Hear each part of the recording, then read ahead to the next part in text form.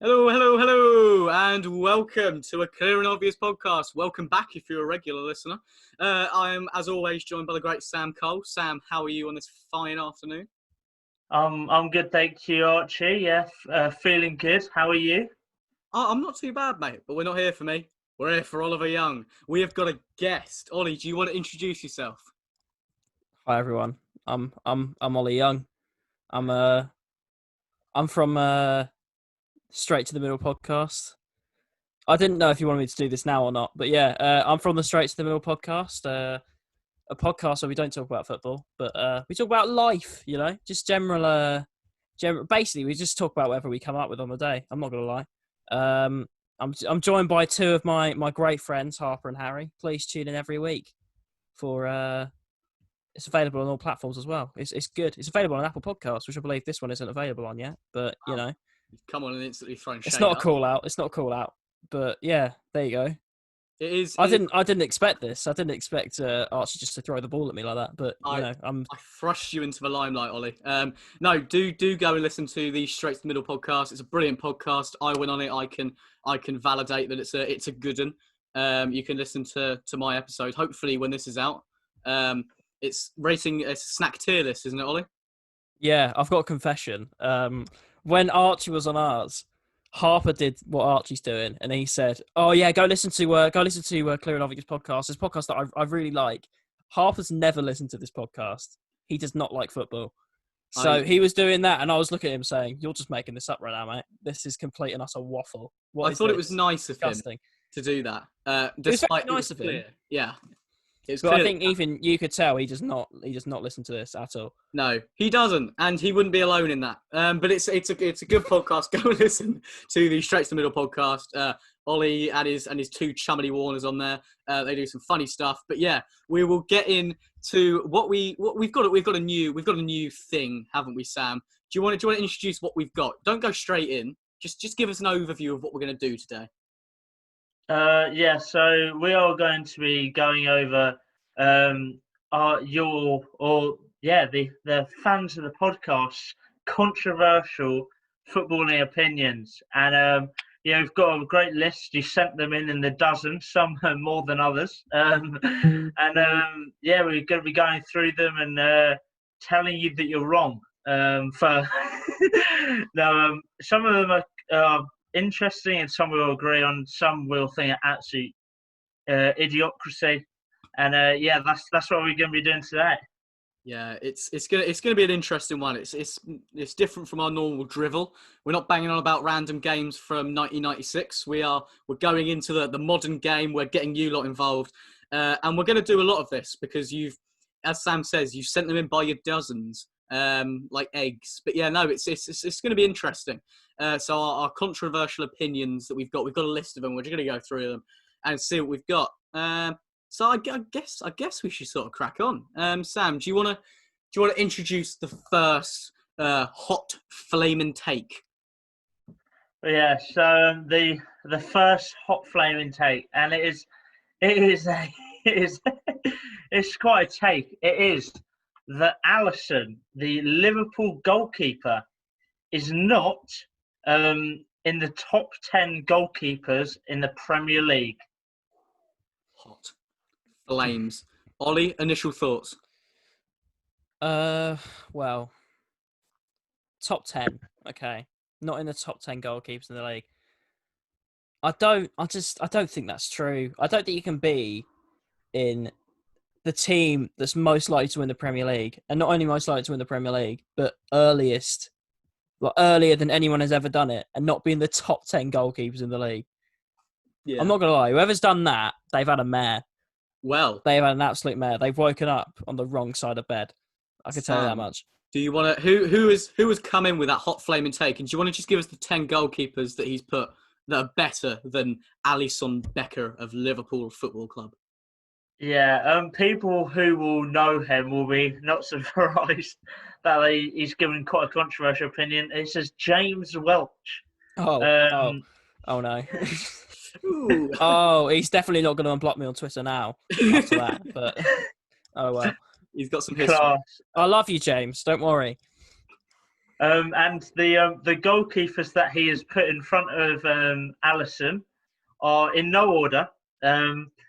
Edison, Schmeichel, David De Gea, Patricio, Dean Henderson, Leno, Pope, Guaita, Dubravka, and Ryan. Okay. Well, I mean, okay, look at that list. They're all good goalkeepers. None of them are bad goalkeepers. We're not denying that. But Alisson, by a lot of accounts, is in a conversation of the world's best goalkeeper. I don't think any of us think he is. Certainly James Welch doesn't. But he's to not be in the top 10 and be starting in goal and being very assured in goal for the majority of games as the goalkeeper of Liverpool, who are top of the league, who are probably the best defensive team in the league. He's certainly got cover, and that's the point that James makes, I think. But I find it hard. The Matty Ryan one's a joke. James is a Brighton fan, isn't he? That's really a little bit biased. Yeah, but, you could, if you'd have said top 5, I could have taken this seriously. But top 10, I mean, it's just abominable, isn't it? Also, there are some goalkeepers on there. Well, there's some goalkeepers who aren't on there who I thought would be. I thought he'd put Lloris on there, but he hasn't put him on there because Lloris is better than Matty Ryan. He's definitely better than Matty Ryan. And I'm surprised Leno's on there because not many people rate Leno. I rate Leno, but not he's not as good as Alisson. Leno's not even top 5 in my opinion, let alone. Yeah. I'd like to hear his reasoning behind it. Well, Sam, maybe what is James's reasoning behind it? Because we got this one through and we were so shocked. We were blown out the water by such a crazed, fanatical opinion that we couldn't hold on to our hats, and we figured we'd have to. Speaking of hats, hang on a minute. This, right, lads, is a controversial opinion. For those of you listening on Spotify, you can't see, but I've got my controversial hat on because this is controversial. Carry on, Sam. That was one of the worst segues I've ever seen. That was terrible. I do apologize. In my life. He just. So his reasoning for Alisson not being top 10 keeper is that Alisson is so error prone. He's a decent shot stopper, but that's it. Gave Solly Marsh an open goal last season and decided to go for a handball outside the area this season, getting a red. And that's just against Brighton. Watch his cluster against Leicester last season. He has a great defence in front of him that covers him. But if he wasn't Brazilian with a cool name and cost them 60 million, the Liverpool fans would all want him loaned out to Panathinaikos, which is his level. Can I tune in on this first of all? Crack on. Okay, first thing I've identified, Alisson is not a cool name. All right, Alisson is the name of a middle-aged mum, not of a cool, like. There's a reason why it's called James Bond and not Alison Becker. All right, it's not a cool name. Okay, that first reason, that's not good. Also, the mistake. Bernd Leno has made the most mistakes leading to goals this season. Second of all, me and Archie have seen Dubravka live. Okay, we saw him play against Arsenal. He's the reason Mesut Ozil's got a goal this season. That was a woeful set. I'll give him, most of the time, Dubravka is brilliant. But the fact that if we're going on errors, okay, Edison got sent off against Wolves and left Claudio Bravo in goal. What is that? Yeah. I don't agree with Mr. Welch at all. I feel like he's had a mare there. Also, Matty Ryan, initially, I got him confused with Matt Macy, who's an Arsenal youth player. So I didn't even realise who he was originally. Now, that may be my ignorance, but at the same time, you know, Jordan Pickford was linked to big moves. I've never seen Matty Ryan be reported to be linked with a big move, but benefit of the doubt. Maybe he is, for all I know. Maybe Barcelona have got him on their books. They're looking into. He's better than Alisson. You'd like to think he's certainly up there with the world's best. Better than I agree. I personally think that Alisson is. Just in terms of how solid he is in goal, because he brings up the few mistakes that he's made. But I can't think of a goalkeeper currently in the Premier League that hasn't made a mistake. So I'm going to take my controversial hat on. It's really hot. But I can't think of a goalkeeper in the Premier League at the minute who doesn't have an abundance of mistakes that you could pick out, because every keeper does at the minute. So if you're going to go off that, he doesn't have many more mistakes than a lot of the keepers that are on that list. He hasn't got more mistakes than any of them in the Premier League. Especially De Gea. I just realised, like, De Gea against Watford this season. What was that? He caught it into the goal. Was that? Oh no, that was the West Ham game where Gary Neville called him Papadomris, wasn't it? Yeah, no, that was a dodgy one. So the James Welch opinion of Alisson not being a top 10 goalkeeper for the Premier League, I'm assuming we're all in disagreement with. Yeah, is there like a rating system for this? Are we going to be like? We'll do 1 to 10. 10 as in I disagree with this so much I'd bring it up in Parliament, and 1 I agree completely. This is gospel truth. The Lord said it. Cool. Okay. Okay. Yeah. Agree with that rating system, then, lads? I was trying to think of some sort of fun one, like get in the net or get on the bench, something like that. But No, I agree with that more. We'll just do 1 to 10. We'll just 1 to 10. I feel like that's a lot easier. For this one, I'm topping the scale. I'm going in early, lads. 10 out of 10 on the disagreement scale for Paul Welch. Sam, what's your rating out of 10 for the disagreement on this one? I'm sure you said 10 was what you agree on, though. No, it's the opposite. 1's what you agree on. Even if he did, we've changed it.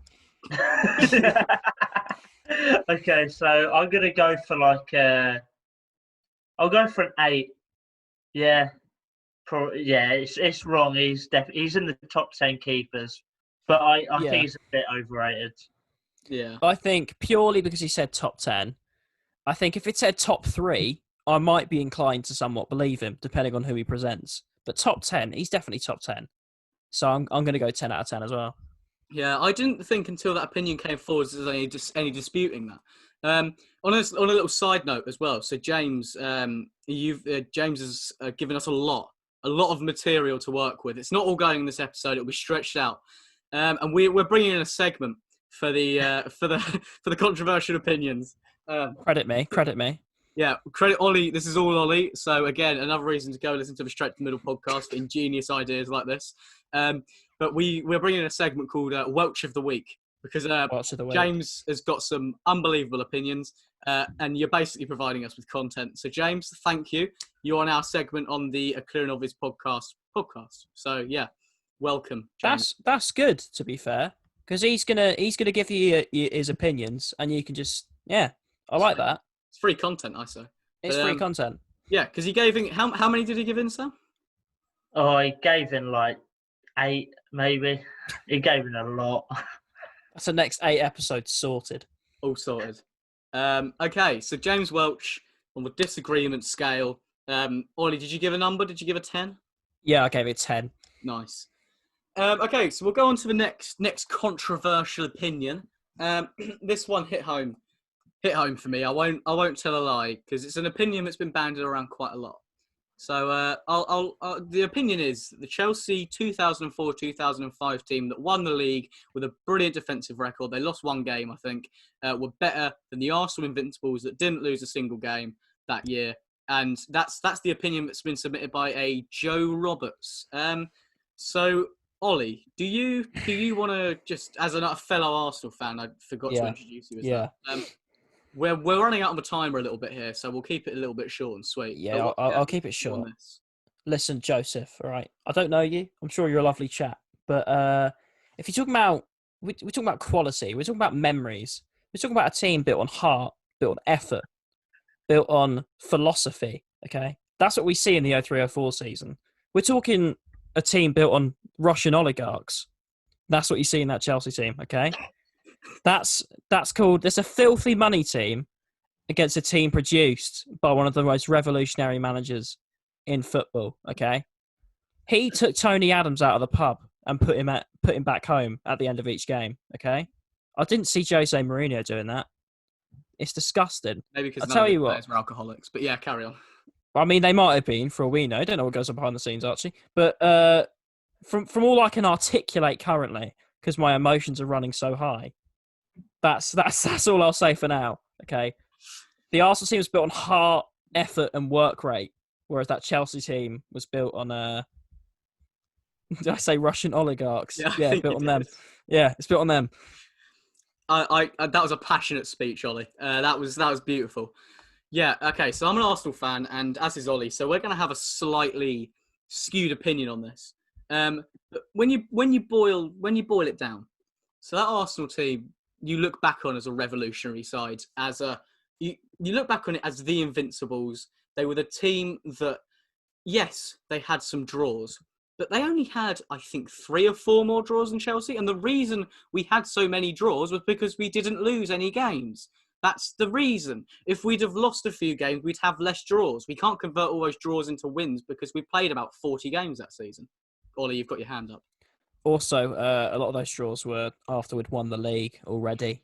So, Yeah. you At switch White off a Hart bit. Lane, I'd like to add. So, yes, we won the league at White Hart Lane. Switched White off a bit. That's what happens when you win the league that early. It is. You know? Yeah, no, the most prestigious place I think Chelsea have won the league is the Reebok. Now, don't get me wrong, all right? Winning the league anywhere is brilliant, and it shouldn't necessarily come into it, but it's not the most prestigious of places. And the 0405 team defensively was incredible. And you could argue that talent-wise, they had a better team than the Invincibles, and season-wise, they had a good season. They were a very good team. But you look back at that Invincibles team and the legacy that it's left behind it, and for me, I can't put that Chelsea 0405 team in its place. Sam, as a neutral on this front, a relative neutral, what's your view on it? I think it's the Arsenal 03-04 team. We'll get at history, because Invincible season. They're the only team to do that, and they will for another season because Liverpool lost to Watford, of course. But it's that Arsenal team with so much quality. I don't know. For me, it's so tough because that Chelsea team. You can say what you want about their style of play. They were effective. And they won the Prem, but they also won the League Cups. That's one more trophy than Arsenal won in their season. They also got further in the Champions League. I don't think, no, they didn't get as far in the FA Cup, but, oh well. So over several competitions, Chelsea achieved more. But then in the Premier League, Arsenal going unbeaten was phenomenal, and just Thierry, like some of the players, Thierry Henry was fantastic. You got Vieira was great. You had some top players, and they were matched by the likes of Terry, Lampard, and the Chelsea team. So it's very tough for me because both the teams were absolutely brilliant under both brilliant managers as well, Jose Mourinho and Arsene Wenger. But for me, squad-wise, I'd probably lean towards Arsenal's just for the depth that they had in their squad. I think that Chelsea had a great like first team, and they had a few good players to come off the bench. But I think that Arsenal had a better squad overall. Yeah. Well, let's not also play down the achievement of going an entire season unbeaten, because it was the first time it was done since the 40s. Preston did it, right, when there was like 20 games in the season. There was 20 games in the season. There were 12 teams in the league, so yeah, it was 22 games, right? That was the first time technically in history with that amount of games to not lose is that elite mentality. That team is brilliant. But yeah, for me as an Arsenal fan as well, who would you rather watch as well? I mean, you would rather watch that Invincibles team with Henry banging in 39 goals that season rather than that Chelsea team parking the bus and conceding like 15 in over a season. It's, for me, I think the Invincibles, especially with legacy, are ahead of them. We're going to take a quick break. We'll be back in a minute for some more hot takes. But here's a word from our sponsor. This podcast is sponsored by The Vacuum Co. The Vacuum Co. was rated the worst vacuum company in America. Vacuum Co. We suck at sucking. Oh, God, I dropped the mic. God damn it. That was sick as well. Hello, and welcome back from that incredible ad break that you just had. We don't have Zoom Premium, so it ended after 40 minutes. We just quickly need to go through our ratings for the last one and how we're rating it from 1 to 10 on the Invincibles not being as good as the Chelsea 04-05 team. Ollie, do you want to kick us off on this one? Yeah, I'll go for a 3 because, to be fair, it's an argument, isn't it? It is a good argument. Yeah. Like, in terms of competition and things like that, you could argue it, but I'm an Arsenal fan, so I'm never going to say yes. That's my reasoning. So, I'll give it a 3. Fair play. Sam, what are you going with? Sam. I'm gonna go with a 5. Yeah, I don't think it's the worst opinion, but I'd still probably lean towards the Arsenal Invincibles. Yeah, I was going to go for a 5. You've nicked my score, and I know I can go for a 5, but it's not typically done, so I'm going to go for a 6. Yeah, you look a bit of a melt if you do that. Yeah, exactly. I was going to go for a 4. I was going to go middle for diddle, but didn't fancy that either. So yeah, 6 from me. It's an argument, just not a very good one. Sam, do you want to bring up the next controversial opinion? Is it controversial? That's a good point. The next opinion is that Modric should not have won the Ballon d'Or in 2018, and that was from Jamie Tutt. Oh, That's not controversial. He shouldn't have. Yeah, I reckon. I agree. I reckon among footballing circles, that's quite an agreed upon opinion. It's just whether it's a valid one. Sam, do you want to just run us through why he won it? So Modric won it that year because, of course, he won the Champions League with Real Madrid, and he got to a final with Croatia, probably being one of the best players in the World Cup. Yeah, I was going to say not just any final, the World Cup final. It was quite a big one by all accounts. Yeah, he played very well, and I'd see an argument again from coming in the top 3, but it's. I don't know. I get the argument why he's won it, which is why I'm not going to defend that point too much, because I'm not one of these people that loves Messi or Ronaldo. I'm not particularly aggrieved when one of those two doesn't win it. Not that it happens very often, but in this case it has. And for Modric to win it, I don't necessarily have a massive problem with. It just seems a little bit random when you look back through the record books. It's Ronaldo, Messi, and Modric. It looks a bit weird, but I mean, I personally don't have the biggest problem with it, if you see what I mean. If it feels like they're giving out a participation trophy, to be fair, in my opinion. They've rated it pretty much, I personally think, solely on the World Cup. They've not really rated it on the Champions League final because Bale scored a bicycle kick and he had that goal from range, and Benzema scored from Karius hitting it against his foot. So Modric didn't really do anything to contribute to the goals. And also, didn't you say, because I remember you reading some of it out beforehand, you said Griezmann was where was Griezmann? Griezmann He was third, wasn't he? Yeah, Griezmann was third. Yeah, Griezmann was third. So you had Modric in first, some around 300 votes ahead of Ronaldo in second. Griezmann in third and Mbappe in fourth, both presumably mainly for their World Cup exploits. Then Messi in fifth, and then you tail off from there with Salah going further down. It's a strange one, though, isn't it? I think with their logic, Harry Maguire should have been at least eighth.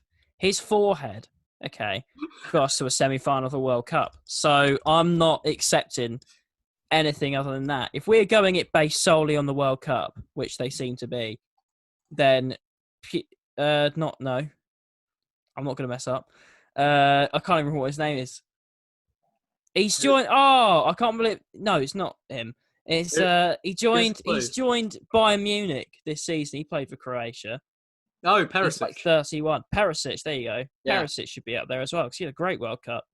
Yeah. Well, you could argue, wasn't that a year that Man City won the league and won the Premier League? So England did very well in the World Cup to get to the semi-final, and City won the league. Why wasn't Kyle Walker there? I mean, Wasn't John Stones on there? Get him in there. No, we're taking the piss slightly. I don't necessarily have the biggest problem against it, and it's a slightly hot take. I don't know. Should we go on to rankings? Unless any of you have got any burning points you want to get out of the way. Nah, I just think Messi should have won it. Yeah. What you ranking it from 1 to 10, Sam? We'll go with you first this time. I'd say it's like an 8. Yeah, pretty spot on. Yeah, there's some reason that he should have won it. So he did have a very good year, but he probably didn't deserve it over a lot of players who performed well that year. Yeah, This- that seems like a fair enough argument. Ollie, any advances on an 8? This rating system's gone out the window. I was going to say this now because isn't higher up we go, the more we disagree with it. Yeah, No, yeah. Yeah, so it's gone out the window. I know what I was thinking. Sam's given an 8, and I thought, but you were agreeing with it. Why are you saying it's an 8 out of 10? Right, no, okay. it's not. I can see what's happened here. So I think, Archie, you said at the start that 1 means you disagree with it and 10 means you agree with it. And then on the first rating, you changed it. Did I? And I now- could have sworn it was 10 was the most disagree. I'll listen to it back. I'm positive it was that. Either way, let's establish now.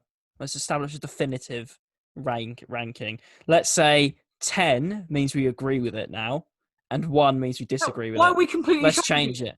Why are we Right, we'll do it the other way round then. 10 we no. disagree, 10? 1 we agree. Because we're rating how controversial they are and how much we disagree. Oh, how controversial. Okay, right, we'll go. Yeah, Yeah, so we'll 10 do is the your one. ultimate disagree. 1 is the gospel truth. That's an agree. So, Sam, do you agree or disagree that Luka Modric shouldn't have won the Ballon d'Or? So, do you think he should have or not? Agree a bit. Agree with the opinion? I agree with the opinion. Yeah. Okay, so maybe we could put that in the 3 or 4 range, maybe even a 5. See, Ollie's just coming in and just saving this podcast. Yeah, it doesn't take much. That's a fair point. So you going with what number are you going with, Sam? I'll go for like a 2 then. A 2. Oh, so you agree with it quite a lot then. Yeah. So you agree that he shouldn't have won the Ballon d'Or in 2018? Yeah, 2 or 3. Okay, sure. Ollie, what are you going with? I'll go for a 2 or a 3 as well. I'll join him. Just to be safe. All right, Just be I'll safe, go yeah. for a 5. Middle for diddle, I guess. I don't feel strongly about it either way. To be honest with you, it's a fairly common opinion, but one I don't strongly disagree with. But we'll go with that. Now we've established that none of us understand the rating system. Let's move on to the next one. This one, it's so Aaron. What the take has come from a few people. You'll all get a mention. Don't worry. It's that Aaron Wan-Bissaka is a more complete fullback than Trent Alexander-Arnold, and that has been submitted by the great Jack Donoghue, Ben Bawtry, and Joshua Bacon. Initial thoughts, either of you go. I'm trying to puzzle together my initial thoughts. I'm not going to lie. Okay. Well, Alexander-Arnold, I'll give him. He's a cross merchant, isn't he? He's 300 crosses a game, and one will be an assist. But it's quantity over quality with Liverpool, but it's working. I'm not saying it's a bad thing because it's working.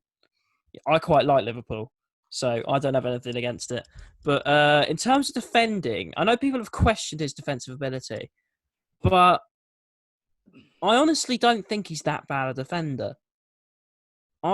He's pretty decent. You have to be, I think, because I don't think Van Dijk can't carry a whole back four. You have to have some quality.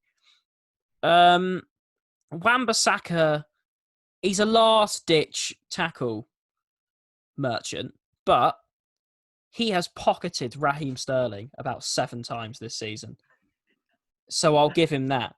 And I mean, like, when he got home, he was taking his keys out and he was like, oh, found Sterling in there. Better call him a taxi, send him home. What's going on here? But, in terms of who's better, I think it's quite hard. In terms of most complete fullback, it depends on your definition of a fullback and what you want as a fullback, actually, I think. Because if you're playing in a system where you want an attacking fullback, you choose Alexander-Arnold. If you want a defensive fullback, you choose Wan-Bissaka. So, it's a bit of a confusing one. Sam, thoughts? I think that both are absolutely quality fullbacks. Wan-Bissaka has been a really great addition to the United side, and Alexander-Arnold is also very good and could easily see him play in a midfield role later in his career. But I, there's this common conception that Alexander-Arnold is a lot better than Wan-Bissaka, and I feel like the level is a lot closer than people think because of I think not Trent. I think Wan-Bissaka's defensively absolutely brilliant. He has that ability to pocket players that I don't think Alexander Arnold has. As Alexander Arnold, he's not bad defensively, and he probably doesn't get enough credit defensively. But at the same time, Wan-Bissaka's got more of a role, or has a harder job because he's got more of a shaky defence. Don't get me wrong, I think Maguire's come in and done an all right job, but Van Dijk's a few levels above Maguire. So I think that Wan-Bissaka has a harder job, but then Alexander-Arnold's better going forward. So I think the level's closer than people say, but I think Trent probably just pips Wan-Bissaka. Yeah, I feel that Trent Alexander-Arnold is a better complete fullback than Aaron Wan-Bissaka. Wan-Bissaka's tackling ability, as I brought up to you before, is second to none. Again, as Ollie says, last-ditch tackles, coming back and making those sort of challenges, I think he's brilliant. But I think the fact that he's having to make so many tackles a game, A, because United aren't very good, but B, I think it's also because he's being caught out of position every now and then, and maybe that's because he's a young fullback, as is Alexander-Arnold. But he's in a system where he's having to do a lot more defending than Alexander-Arnold is anyway. And the modern mould of a fullback, I personally would prefer Alexander-Arnold because he doesn't regularly get shown up defensively. Like, there's no times in a game where you think, oh, he's standing out as a terrible defender. He's actually a good, solid defender, whereas I don't think Wan-Bissaka offers an awful lot going forward. He's okay going forwards, but he's nowhere near the level that Alexander-Arnold is, which is why personally I would have Alexander-Arnold over him. At the minute, Wan-Bissaka has got that raw talent as a fullback, as a defensive fullback, which not an awful lot of players in that position have nowadays. So he's got the potential to be up there with Alexander-Arnold and maybe even better him in the future if he improves his game going forwards. But for me, at the minute, Trent Alexander-Arnold is a more complete fullback than Aaron Wan-Bissaka. So on our rating scale, with 10 being disagree the most and 1 being agree the most, just to remind you all of that, I'm going with probably a 7 because I disagree with this not massively. I wouldn't defend it to the hills, but it's one that I disagree with, I'd say. Ollie, what rating are you giving this? I'm gonna quickly present one last point. Also, I'm gonna quickly mention my dad because my dad, when Alexander-Arnold first broke through, because his name's Alexander-Arnold and it's quite a long name, my dad forgot his name, so we'd often call him Alfie Trotman. And he's sent me a text that just says Alfie Trotman is the best. You know, I just thought I'd mention that. So shout out to my dad. Also, I think personally, I'm going to give it a 5. I'm going to give it a 5 because I think it's a debate it's too hard to really call either way. Because I think I read one similar where it was Mesut Ozil against Frank Lampard, like in their prime.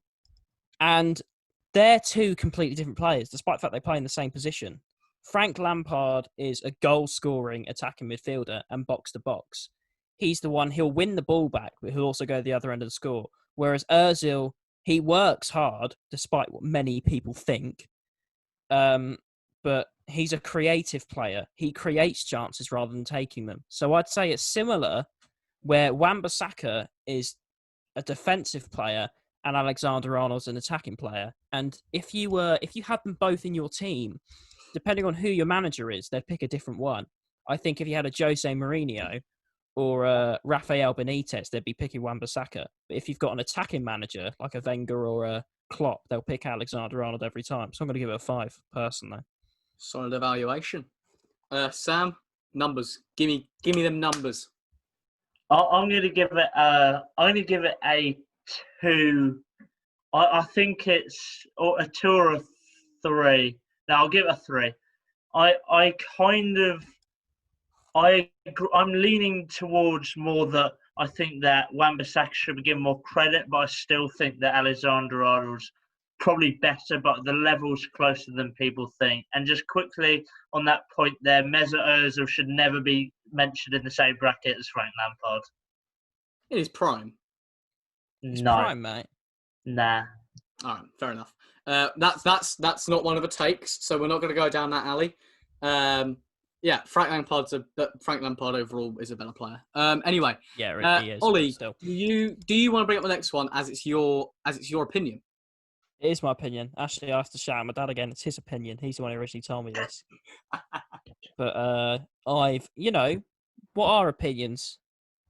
They're views of others. So it was Claudio Ranieri shouldn't be credited for Leicester's title win. Ooh. So, what are we thinking? Now, I can explain the context behind it. That being, in Leicester's great escape, which of course happened just before literally the season before they won the title. Nigel Pearson was brought in, and he signed Mahrez, didn't he? He signed a few of the players that featured in the title-winning season. So he brought in the players that were the key players for the title win. So the logic here is he should be given more credit than Ranieri, as he was the one who brought these players in, and he was the tool maker. Ranieri was the craftsman. Ooh. Do you like the analogy? That's a nice way of putting it. Well, Ranieri signed Kante, which is quite big. He also signed Ndidi, who's come through now, but he also made some fairly shocking signings, like Islam Slimani, and I'm just reading it here, Nampali's Mendy. So he did bring in Kante, as you say. But yeah, no, I think his coaching style, because you initially sort of made the point that he shouldn't be credited for their title win. I disagree with that just on the front that his tactics were what won them the title along with the players, because it was their counter-attacking style was so trademark Ranieri that was what really won them the league along with those players. But I certainly think that Nigel Pearson should be given more credit for Leicester City's title win than he is at the minute, at least. Sam, what's your view on this one? I think that Nigel Pearson was important in putting a team together. Mahrez played with Leicester in the Championship, so he was actually there for a few years before the title win. But I think if you're going to give credit to anyone, I think Pearson deserves some, but I think you need to give more credit to Steve Walsh.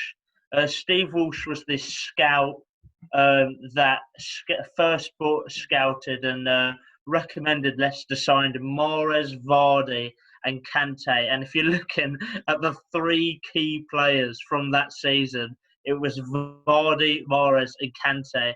So I think if you're going to give anyone the credit, I think it's got to be Steve Walsh. I mean, this guy has, like, even before coming to Leicester, was the one who scouted at Chelsea Zola and Drogba, and we all know how they went on to do at Chelsea. So he's also obviously a scout of pedigree, and I think he was an absolute key part of Leicester's title win, though Ranieri deserves the majority of the credit. Yeah, I can. Yeah, no, he was big in terms of bringing those players in, and Pearson obviously deserves some credit for implementing them into the team.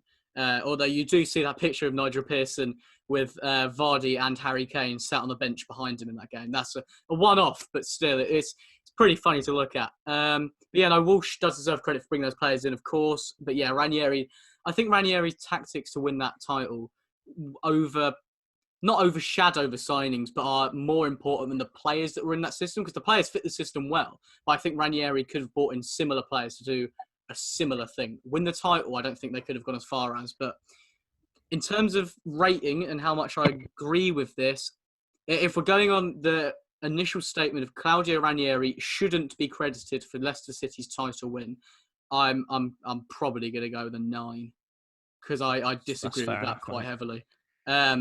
But yeah, what are your guys' views? What numbers are you giving us?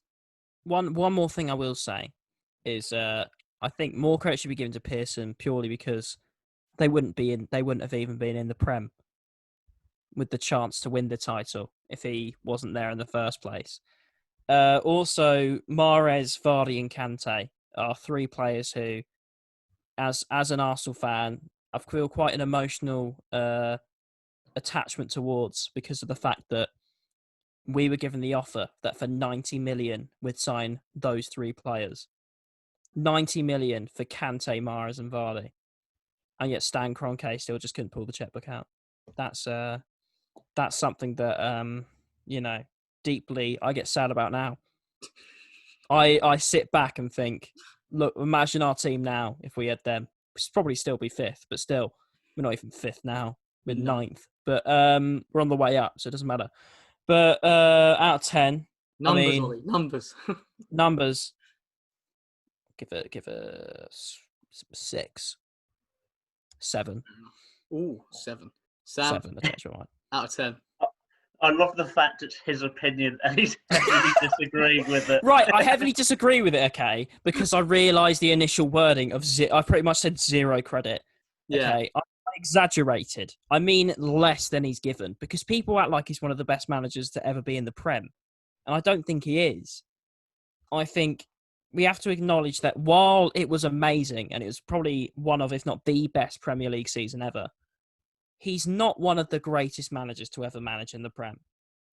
But people act like he's top 5. Ooh. That's all I'll say. Fair enough. I can go along with that. Sam, numbers, hit me. I'm going to go for an 8. Yeah, you've worded it really badly, Ollie. He definitely deserves credit. Though I understand that Pearson also deserves credit for keeping them in the team, and of course Steve Walsh for scouting these players and bringing them to the club. Okie dokie. So, should we make this our last one? This last flaming hot take. Yeah, Let's do it. sure. So this is coming from a man who we mentioned earlier, but he was part of the 3 that bought us the Wan-Bissaka and Alexander-Arnold debate. It's Ben Bawtry again. Shout out to you. Emi Buendia is a top 6 attacking midfielder. So he's an attacking midfielder that should be playing for one of the top 6 clubs. I can agree with that, as in I think he should be at 4 of them. I don't think Liverpool or Man City would have him anywhere near their team. But I think the other 4, there's a very, very decent case for. Sam? Yeah, I think Emi Buendia, brilliant player, really. And I think even their manager underrates him at times. The fact he dropped him for a few games, that didn't do Norwich any good. In the case of staying up, dropping probably your best player. I know there's a case of Pukki scores goals. Buendia is brilliant. Their scouting to find him they bought him for like 2 million. Like an unbelievable bargain. And he's been topping the charts for like key passes, and he's been brilliant this season. And he's a technical player that I really think could fit in at a top side, whether it's in the Prem or he could go to Europe and fit in a lot of top sides there. Yeah, he's one of the few players that have stood out for Norwich this season as being good. And yeah, no, he's created a lot of chances. I don't think Daniel Farke helped himself when he came out and said that Emi Buendia should be scoring more goals. Because, I mean, that's not really his job. He's just really there to facilitate and create. And I really don't think he did his team any favours there. But no, Buendia, brilliant attacking midfielder. I think he'd get into all of the top 6 other than City and Liverpool. I'd have him at Arsenal. He's class. Ollie, I know you don't know much about the lad. Any thoughts on this one? I reckon to get into Liverpool, because they don't have many creative midfielders. But again, another thing I would say is I hear a lot of people saying that Liverpool need more creative midfielders. But I also think that Liverpool have switched from, rather than needing a creative midfielder, they've put the creative players and the fullbacks and turned Robertson and Alexander-Arnold into the creative players. So I don't know. I reckon he'd get into Liverpool if they wanted a creative player. If they didn't, which they don't seem to, because they've had the chance to buy one a lot of times, but they haven't, then no. But I'd say get into Liverpool, yeah. So I agree. All minus Man City, because they've got too many creative players. They don't need any more. That's it, because Liverpool's system doesn't really facilitate any central attacking midfielders. They're 3 in the midfield, basically just run all day and don't really do an awful lot else. They're very good at what they do, but I don't think Emi Buendia would fit into that role. Could you put him out wide? I don't think because the wingers they play with are mainly goal-scoring ones. I don't think he can necessarily play in that role. But yeah, no, I think, 4 out of the top 6. In terms of agreeing with that then, I mean, I'm agreeing with the majority of the statement, so I'm going to go with a 2. I agree with that on a very good level. Ben Bawtry, a very good point. Sam, what numbers are you giving us? I'm going for a 1. I think it's spot on. I think he could fit in, a lot of the top 6 and could easily play for a top 6 side. Yep, spot on. Ollie? I'll go for a 4. I'd say, yeah, it's very agreeable. I reckon to play for most top 6 sides. Well, there we go. That is all of the. Should we wrap things up there? That's all of the ones that we've got for today. We will be back because we've got a shed load of these little lads to get through. It's just this is the tip of the iceberg. I'll give you that because we've gone through we've brought in Welsh of the Week. It's a new segment. It's gonna be brilliant. And yeah, it's going to be class. So yeah, this will become hopefully more of a regular feature. So do keep sending us your terrible football opinions. We love laughing at them, and we love laughing at you and your terrible opinions. And yeah, do go and listen to Straight to the Middle podcast because it is bloody brilliant. I do because I won't lie. I don't watch them every time, listen to them every time they come out. I leave them, and then I will be playing FIFA for a good amount of hours, and I will binge them. I don't normally binge podcasts, but with you lads, it's very doable because you're all very funny fellas. So if you want to hear more of this man, Oliver Young's voice, you can go over there. He'll be back on here as well. So also stay here. Don't leave us for them. Have both in tandem. Yeah, you can do both. I do both. It's fine. Exactly. It's very I don't doable. listen. If you want your football intake, you can have us. If you want your funny intake, you can have them. It's all good. Yeah, Ollie, thank you very much for joining us. Sam, Thank you for having me. It's been great. It's been great to have you, Ollie. It really has. Thank you so much. And I've honestly been a fan. Sorry, I keep interrupting you, but I'd just like to say I've been a fan. I've been a fan of this podcast for a while. Now us three all went to the same school. I barely ever said a word to Sam Cole at school. The second I listened to this podcast, I was like, that is times that I could have taken that I didn't at school. Those were times wasted. This is an excellent show. I do enjoy it. Big love to a Clear and Obvious podcast. Thank you very much for having me. That's beautiful, Ollie. That was Cheers. we bring friendships to this podcast. We unite people. We unite nations. We don't. But thank you very much, Ollie, for being on the podcast. Sam, do you want to give us your sign off? Yeah, guys, thanks for watching. Thanks for Ollie for being a great guest. Check out his podcast, Straight to the Middle, and I'll see you later. See you later. Goodbye. Bye.